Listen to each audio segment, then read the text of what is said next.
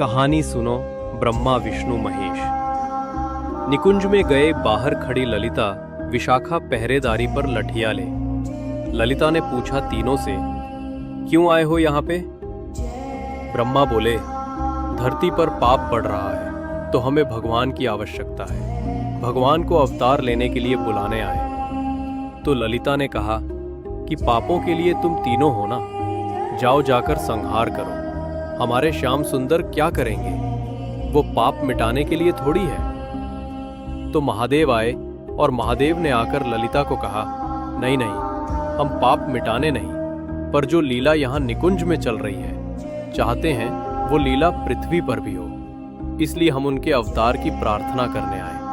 आप जाकर जरा निवेदन करो। तो ललिता विशाखा गई।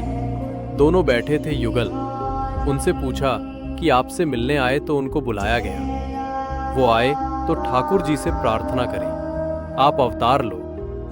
ठाकुर जी ने कहा, हम अकेले तो नहीं लेंगे, हमें आज्ञा चाहिए। ये जो हमारे बाएं में बैठी है ना, ये बोलेंगी तो अवतार लेंगे। श्री जी ने पहला ही प्रश्न किया, वहां वृंदावन होगा? हाँ। ठाकुर जी ने कहा, नहीं। वहां यमुना जी होगी? नहीं। वहां गिरिराज जी होंगे? नहीं। श्री जी बोले, मैं भी नहीं जाऊंगी। यत्र गोवर्धनम नास्ति यत्र नो यमुना नदी यत्र वृंदावनम नास्ति न तत्र में मन सुख। मेरे मन को वहां सुख नहीं है जहां मेरा ब्रज नहीं, जहां मेरा वृंदावन नहीं। ठाकुर जी बोले, आप नहीं जाएंगी तो हम नहीं जाएंगे, हम नहीं जाएंगे तो उद्धार नहीं होगा। तो अब क्या करना पड़ेगा? पूरा ब्रज ले चलना पड़ेगा।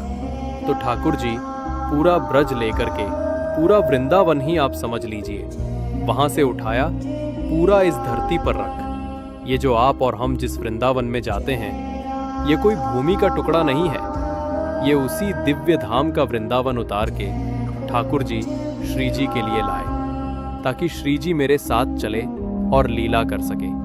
अब दोनों तैयार हो गए। फिर ठाकुर जी ने कहा, आप पहले जाओ। तो श्री जी पहले आई, अष्टमी को आई। ठाकुर जी आए, अष्टमी को आए। लेकिन 1 वर्ष तक श्री जी ने नेत्र नहीं खोले, जब तक ठाकुर जी नहीं आए। उन्होंने कहा, मैं किसी का मुख नहीं देखूं।